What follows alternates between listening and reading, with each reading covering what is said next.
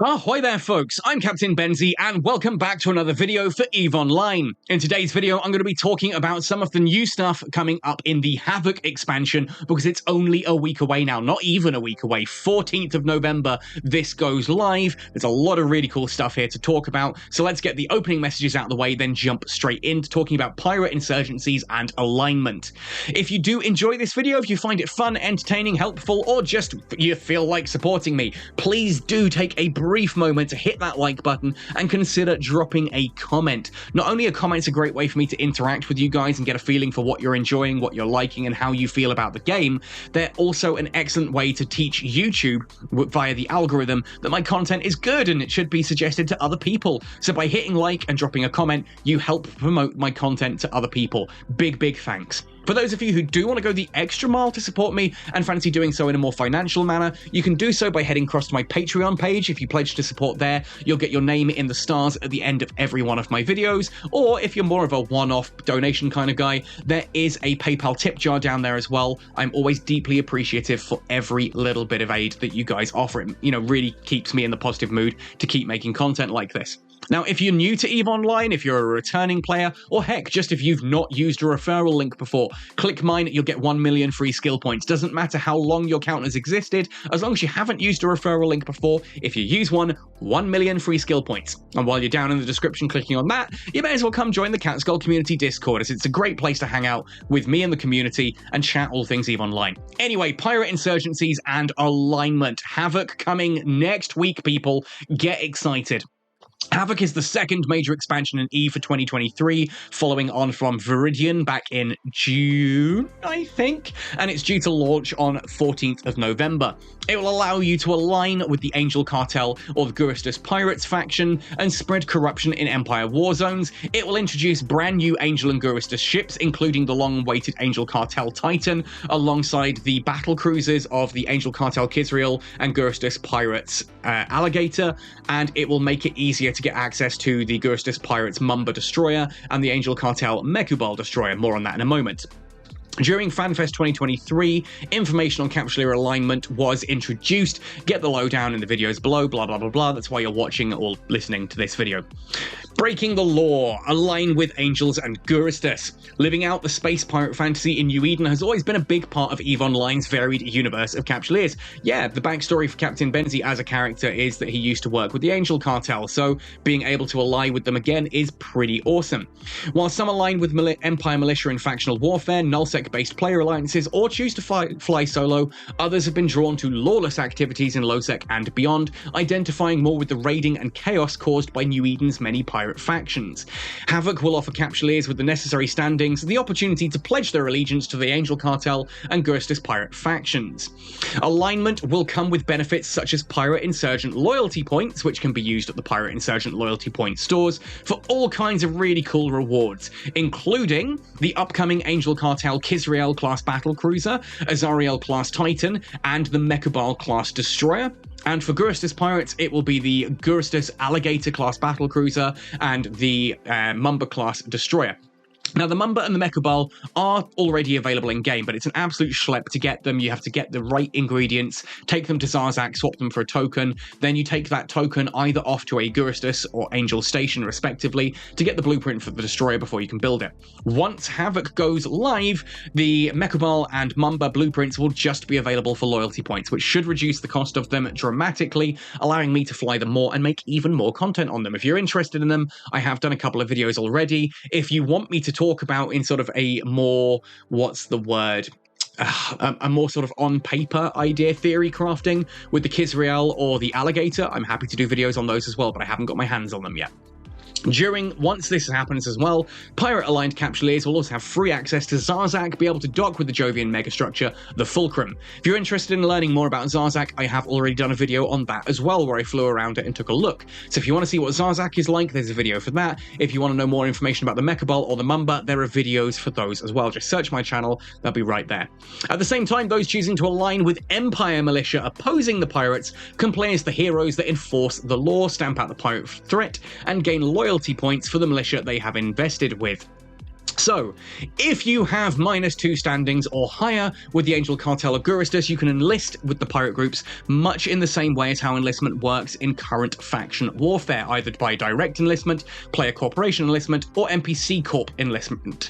Once enlisted with the pirate insurgents, a Capsuleer can then participate in pirate insurgencies. Now, in order to get -2 standings or higher, you may need to go and start grinding some of the Angel Cartel or Gurustus pirate missions. You can either just fly out to Venal or Curse and start doing agent missions the same way you would in HiSec, or you can look for the Angel Cartel or the Gurustus Pirates Epic Arcs. Now, if you don't have access to the Epic Arcs, go open the agency, go into Epic Arcs, and then scroll down to the Gurustus Pirates or the Angel Cartel one. If you mouse over that, it'll tell you what you need to do in order to access those, in order to get the standings up to help be ready for this when it goes live on the 14th. But there is a little bit of help coming in, as we'll talk about in a moment.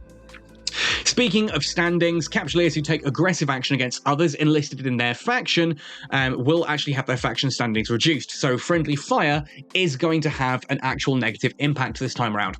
Capsuleers will remain enlisted with the pirates and continue to be in their respective faction, provided they keep their standings at -2 or above, be it with Angels or Gurustus. In order to aid Capsuleers who need to improve their Angel Cartel and Gurustus standings, like me, ahead of Havoc's release, the Angel and Gurustus Epic Arcs have been tweaked to provide a bigger standings boost, 45% rather than 30%, and a shorter cooldown period. It's only 14 days now instead of 90. This tweak to standings and cooldown will revert before the end of the year, so be sure to use the opportunity. Be prepared for Havoc and Pirate insurgencies. I will do a video on those at some point, hopefully soon, to give you an idea of what you need to do to help with that. Capsuleers who align with the Angel Cartel will end up in a mutual war with the Minmatar Republic and the Amarr Empire. It forms a triangle. If you align with the Angel Cartel, you'll be fighting against Amarr and Minmatar. If you align with Minmatar, you'll be fighting Amarr and Angel. If you align with Amarr, you'll be fighting Minmatar and Angel, kind of creating that triangle effect. Really cool. Those who choose to align with the Gurustus will be in a mutual war with Capsuleers, either with Caldari or Gallente. Consequently, that same triangle. Gurustus versus Caldari and Gallente, Gallente versus Caldari and Gurustus, and Caldari versus Gurustus and Gallente. Consequently, Capsuleers aligned with these pirate factions will find themselves being intercepted and attacked by Empire Navy NPCs of the empires they're at war with when they enter HiSec, so it'll pay to stay vigilant at all times. Be aware, if you do ally with the Gurustus, that's going to make Jita that little bit scarier. Time for you to create a trade-alt if you don't already have one. Basically, just create a new character, can even be on a new account. Train up the basic trade skills as high as you can. Park them in Jita. They can buy the stuff, move it to wherever you want them to move it to, or just trade it across, that kind of thing there. It's, that's how I do it these days.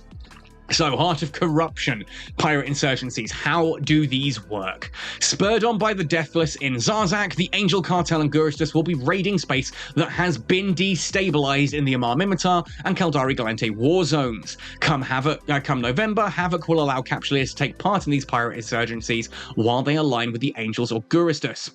Pirate insurgencies are a discrete warfare system where there is a winner and a loser, meaning they are contained. A beginning and an end. The insurgency conflict between pirates and empire can be seen as a race compared to factional warfare, which more closely resembles an ongoing tug of war. If you're flying through faction warfare at the moment, you'll notice that you have the whole advantage-disadvantage thing. The more sites you capture for your side, the more you swing the advantage your way, and by going into rear-end systems and that as well, you can do other things that will help give your side advantage to cause that swing. The insurgency, though, between the pirates and Empire is much more of a race, and you actually get the benefits for each side working side by side as they try to be the first one to complete it. So basically, when a pirate insurgency begins, a pirate forward operating base, Angel or Gurustus, will be deployed in that destabilized space. So pick a null-sec system, a low-sec system in the in the Minmatar Amarr systems, for example. Somewhere that's a frontline system. Forward operating base will go right into the middle of it and then start from there. This will then create a raid in that space and the systems around them. During the raids, corporate outposts, mining fleets, more will be targeted and attacked. At the state of the insurgency, taking the star system where the FOB is deployed as the center, the insurgency will spread naturally into other surrounding systems from that point, depending on local geography and borders. When those initial systems containing the insurgency content are chosen, raids won't have started, so Capsuleers have an opportunity to get their ships in position or out of harm's way. Pirate-aligned Capsuleer activity can then help the insurgency continue to spread across more systems like an awesome plague of disruption and destruction. Systems within a pirate insurgency can be affected by Capsuleer activity to convey a level of corruption and/or suppression. Those are your two keywords.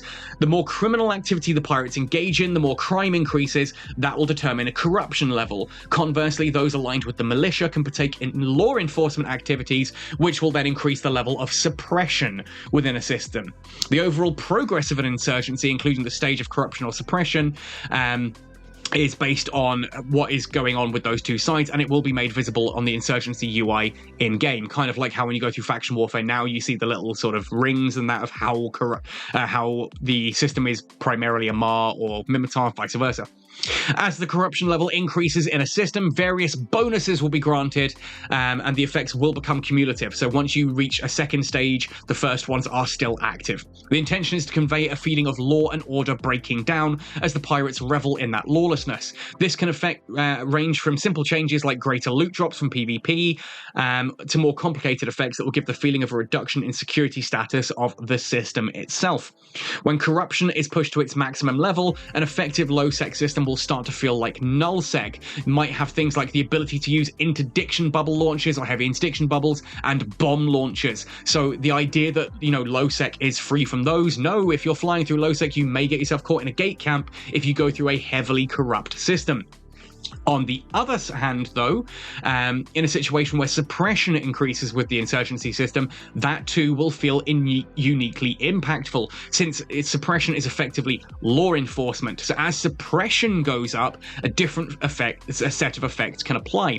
This can be in addition to corruption, and suppression effects could include Concord paying more for pirate bounties, bonuses for militias, including potential for changes that affect the nature of PvP in those systems, and at level 5 suppression, gates and stations will become even more secure with upgraded sentry guns. So you can have an increased corruption and an increased suppression side by side. Now, I don't know if it mentions this later on, but it's also worth pointing out that CCP did mention at FanFest that certain systems will have naturally occurring corruption and suppression in them as it stands. So expect Jita to have a high suppression level as status, as static, as, status quo, as what it is. Whereas somewhere like Deep Venal or Curse that are pirate strongholds will have high natural corruption. Expect to see that kind of thing throughout the game as well. Now, it's worth noting here that one of the things it does talk about as well, maximum corruption, you can actually have it so that aggression against another Capsuleer only results in suspect and not criminal. Concord won't respond to aggression in affected high-sec systems, which is really quite cool, but aggression against Capsule will always be a criminal timer. So again, as we get close to the time, I will put out a video detailing these effects. Hopefully helping people understand how interdiction spheres work, because just because you're in low sec doesn't mean you won't encounter interdiction spheres anymore. Yeah, I like this. I really like this. It kind of forces high sec players to be a bit more aware, and I think that's a good thing. I genuinely think that's a good thing. I've just done a video about why I believe destruction in EVE Online is important and why the game does not, absolutely not, ever need to be made safer. In fact, more destruction is a good thing, and that includes if you yourself are an industrialist. Go watch that video before you type angry stuff in my comment section about, oh no, Benzie, you're wrong, game needs to be safer. Seriously, suck it up, buttercup, harden the fuck up, as CCP would say. Go watch that video for a better explanation that's not quite so dismissive. Now, when a system does become fully corrupted, the pirates will score a point towards their insurgency progress. And what will actually happen there is that the forward operating base will disappear. It'll be handed back to the original militia, but in a destabilized situation that allows the opposing militia to actually capture that a lot easier and faster. On the other hand, if suppression reaches its full target point value, the pirate forward operating base will become vulnerable, and similar to Upwell structures, it has a single reinforcement timer, so you down the shields and then you down the structure. Once that's downed, that completely destroys the structure and resets that insurgency back to 0, so the pirates are kind of pushed away and long gone.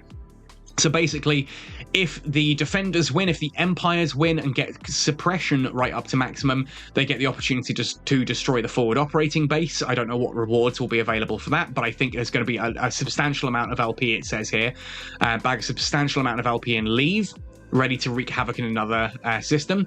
But also on the other side of it, if the pirates reach their top line first, if they reach maximum corruption first,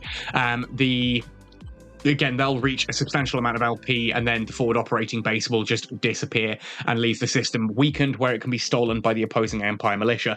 As systems become corrupted, that corruption will spread geographically. So as it starts to grow, it'll spread into neighboring systems and get wider and wider as corruption grows. The spread can be adjacent to the system in which activity is completed, but if that's not possible, due to it being a cul-de-sac or whatever, the spread will occur adjacent to another system in the insurgency zone. This means that compared to faction warfare zones, which are relatively static, insurgency's a bit more dynamic, flexible, and it will be different every single time, which really, really excites me. Pirate insurgencies and the opportunity to ally with Angels and Gerstis and Havoc will allow Capsuleers to fulfill their pirate destiny and really cement the fracture in destabilized Empire war zones. Simultaneously, it'll offer those aligned with the Empires the chance to defend those regions and stamp out waves of criminal activity heading to the front lines. Both sides will have to fight for their cause and will be rewarded handsomely if victorious. Be sure to join the mass test happening on Singularity 19th of October, long time ago now, but there we are. To get an idea and see what it's all going to be like coming time. I'm really excited by this, like genuinely excited. The concept of flying alongside the Angel Cartel is really cool to me in general, as is flying alongside the Gerstis. As I said, of the 5 pirate factions, those are my 2 favorites. Angel just about beating Gerstis and actually holding a special place in my character's backstory, so there's that. Now I actually get to fly with them and wreak havoc, but on Buntish, in Amarr space. Yeah, I'll probably have to fight off some Minmatar militia from time to time as well, but I'm kind of using it as an excuse to fight Amarr and really destabilize things. I can't wait to get to that side of the war zone. Really start messing with the Amarr Empire. Yo, happy, happy days. Really can't wait to fly a Kizriel and an Alligator, and having easier access to both the Mechabol and the Mumba. Really, really cool. Hopefully that's given you an idea of how these frontiers work. One thing I notice it doesn't mention is that there is a shipcaster being built in Zarzak, so if you can travel into Zarzak, you'll be able to jump directly into those war zones from Zarzak using the shipcaster. That will be really cool as well. Again, you'll need your standings at least -2 or above, so time to start grinding out those epic arcs. You're getting more rewards from the epic arcs now, and they reset faster, so good luck. Get in there, get those standings up, and get prepared for Havoc. Can't wait to hear what you folks are excited about, so let me know in the comment section down below. Otherwise, folks, thank you for watching this one right the way through to the end. Tell me what you're most excited about. Happy sailing, and see you in New Eden.